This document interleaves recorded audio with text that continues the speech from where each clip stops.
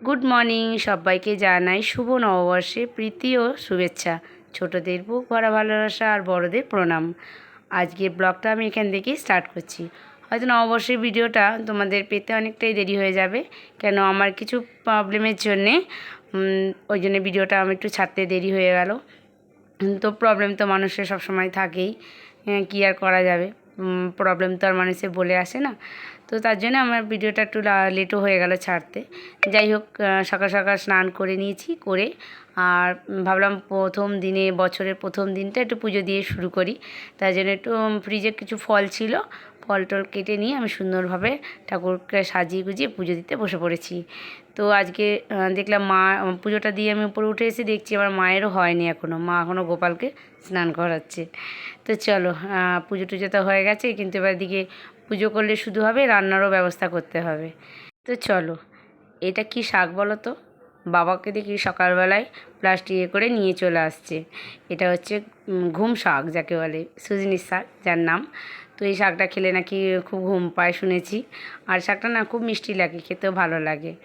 তো আজ যেহেতু নতুন একটা বছর, আর নতুন বছরের মনটা মনে হয় একটু অনেক রকম খাবার খাই, নতুন নতুন খাবার খাই এইসবই মনে হয়। তো বরমশাই সকাল থেকেই আবদার করে দিয়েছে, তার মেনুতে আজ অনেক কিছুই রয়েছে, বলেই দিয়েছে, একটা লম্বা চওড়া মেনু দিয়ে দিয়েছে আমাকে। সকালবেলা ঘুম থেকে উঠেই এটা হবে ওটা হবে।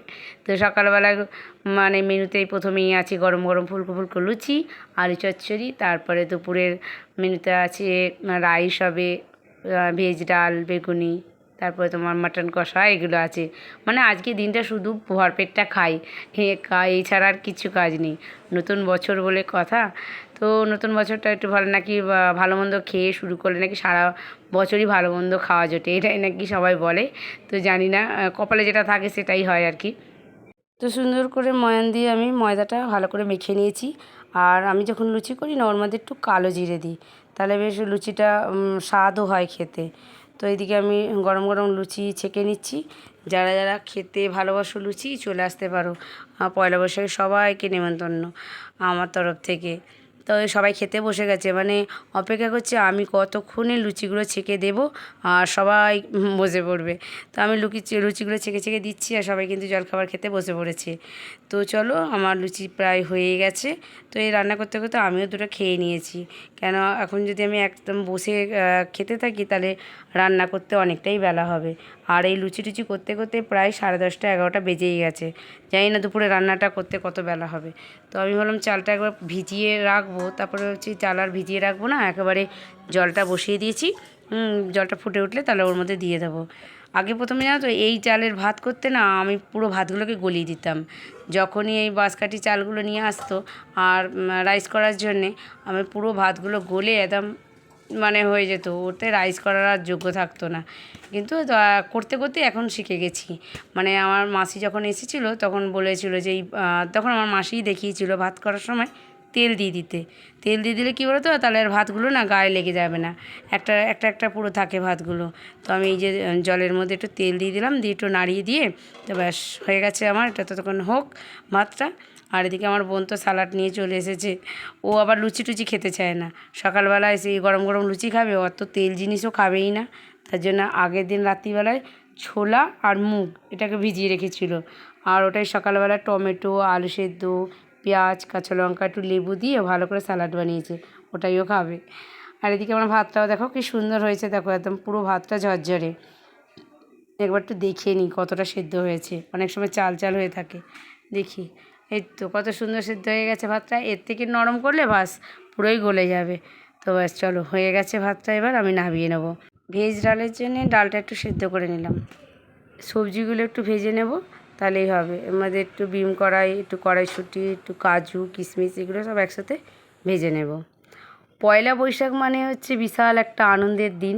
পয়লা বৈশাখ আসা মানে হচ্ছে দোকানে দোকানে হালখাতা করতে যাওয়া, মিষ্টির প্যাকেট আনা, ঠান্ডা খাওয়া। সত্যি এই দিনগুলো যেন কোথায় হারিয়ে গেছে।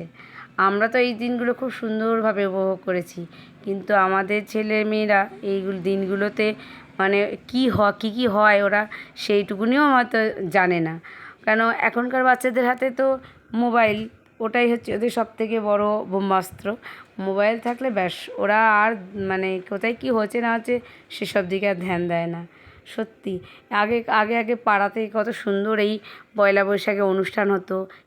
কেউ আবৃত্তি করতো, কেউ নাচ, কেউ গান, রবীন্দ্রনাথ ঠাকুরের নিয়ে কত গল্প থাকতো, সেই নাটকগুলো করতো। মানে দিনটাতে খুব সুন্দরভাবে আমরা উপভোগ করেছি, কাটিয়েছি। হ্যাঁ, আর মানে কী সব যে যার যে মতন সবাই এর মধ্যে পার্টিসিপেট করতো, ভালোও লাগতো। আর কি সুন্দরভাবে দিনগুলো কেটে যেত বলো। কিন্তু এখন এসব আছে, এখন এগুলো সবই বন্ধ হয়ে গেছে। এখন ফাংশান মানে হচ্ছে হিন্দি গান, নাচ, এইসব এইসব বাচ্চারা আবার এইসব জিনিসগুলো বেশি ভালোবাসে। একদম যে হয় না যে তা নয়, হয় অনেক অনেক জায়গায় নববর্ষটা এই পয়লা বৈশাখটা খুব সুন্দরভাবেই কাটায় যাদের কাছে। কিন্তু অধিকাংশ জায়গায় দেখবে এখন মানে ফাংশান মানে হচ্ছে হিন্দি গান, নাচ, বাস এগুলো। কোথায় যেন হারিয়ে যাচ্ছে এই দিনগুলো, যে রবীন্দ্রনাথ ঠাকুরের নাচ হবে, গান হবে, তার যে গল্পগুলো নাটক করে সব পাড়ার ছেলেরা আগে নাটক করতো, বেশ ভালো লাগতো কিন্তু দিনগুলো। আর আমরাও মানে অনেক সময় আবৃত্তি করতাম। সত্যি আমাদের বাচ্চারা তো মানে এসব কথা ভুলেই গেছে, কখন আবৃত্তি করতে হয় না করতে হয় হয়তো হয়তো জানেই না হয়তো এরা, কী আর বলা যাবে। আর এদিকে আমি ডালটা আমি সাঁতলে নিলাম, নিয়ে একটু আমের চাটনি করব। মানে সব কিছুর শেষে তো চাটনিটা তো মাস্ট, চাটনিটা তো মানে লাগেই। সব খাওয়ার পরে একটু চাটনি না হলে কিন্তু জমে না দেখবে। তো আমাদের আম আনা হয়েছিল একটু। তো আজও তো নীলষষ্ঠী চলে গেছে, আমবানি দেওয়া হয়ে গেছে, এখন তো আম খেতেই পারি। তো একটু আমের চাটনি বসিয়ে দিলাম, আমটা কড়াইতে নেড়ে আর ওই বাটিতে করে পাশে বসিয়ে দিলাম, ওটা ততক্ষণ হোক। আর আমি এদিকে মাংসটা চাপিয়ে দিই। আগে থেকে মাটনটা একটু দই দিয়ে মাখিয়ে রেখে দিয়েছিলাম, আধ ঘন্টা ওটা ছিল। মশলাটা দিয়ে কষিয়ে তারপরে মাটনটা দিয়ে দেবো। বরমশাই আবার চিকেনের থেকে মাটন খেতে খুবই ভালোবাসে। তো মাটনটা তো খুব একটা আমিও খাই না, ছেলেও খায়। তো ও আবার মাটনটা সবসময় বাড়িতে হয় না, ও অকেশনের সময় হয়, কেন মাটনের দামটাও তো অনেকটাই। তো মাটনটা খুব একটা হয় না। তো বরমশাই চিকেনটা খুব একটা খায় না, মাটনটা হলে ও খুবই ভালোবাসে খেতে। তার জন্য বলে মাটনটা একটু ভালো করে বানাবে। আর মায়ের হাতের মাটন খেতে খুবই ভালোবাসে। তবে মা এখন আর মাটনটা বানায়ও না। মানে ভাই যেহেতু মাটনটা খেতে খুব ভালোবাসতো, তো মা মাটনটা যে মা খায়ও না আর বানাতেও চায় না। আমরা জোরও করি না। ছোট ছেলে বলে কথা, সে যখন একটা জিনিস ভালোবাসতো আর সে যখন নেই, সেই জিনিসটা হয়তো মায়েরা পারে না, হয়তো ভাই বোনেরা আমরা পারি, কিন্তু মা পারবেও না। আর আমি বলিও না মাকে করতে, আমি চেষ্টা করি নিজে বানানোর জন্যে। তো বরমশাই তো শাশুড়ির হাতের মাটন খেতে খুবই ভালোবাসে। তো আমিও চেষ্টা করি মায়ের মতন বানানোর জন্যে। হয়তো মায়ের মতো সেই টেস্টটা আসে না, তবু চেষ্টা করতে করতে কি চেষ্টা করি, কিছুটা হয়তো আসে। তো চলো তাড়াতাড়ি এদিকে রান্নাটা কমপ্লিট করে নিই। খাওয়া দাওয়া করার পরে অনেকটাই কাজ থাকে, বাসন টাসন ধুতে হবে, অনেকই কাজ, তারপরে আবার বেরোতে হবে। এটা যেহেতু বিশাল কাজ রয়েছে, হালখাতা করতে যাওয়ার, 2-3টে দোকান থেকে কার্ড এসেছে। তো বিকালবেলা যেতে হবে হালখাতা করার জন্যে। তাই আমার তো হালখাতা করতে যেতে না খুবই মজা লাগে, খুব ভালো লাগে। যে ওখান থেকে আইসক্রিম দেয়, তারপরে ঠান্ডা দেয়। আমি তো আগে তো ওই জন্যেই যেতাম বেশি দোকানে। আমি কিন্তু মিষ্টি খুব একটা ভালোবাসি না, আমার সবথেকে লোভনীয় জিনিস হচ্ছে আইসক্রিম। আইসক্রিম আর রসনাটা দেয়, এটাই হয়ে যাবে।